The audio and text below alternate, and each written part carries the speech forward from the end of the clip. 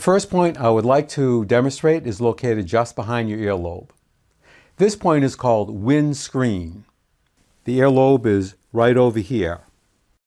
This point is located in a soft area between your jawbone, right over here, and a lump of bone just behind your ear, right here, called the mastoid process.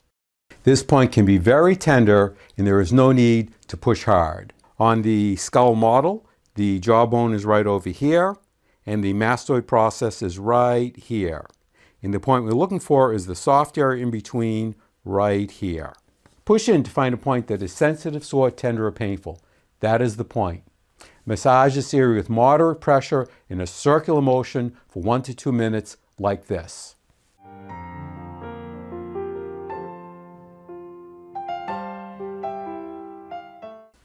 Inhale and exhale slowly as you massage this point. Now find and treat this point on the other side of your face.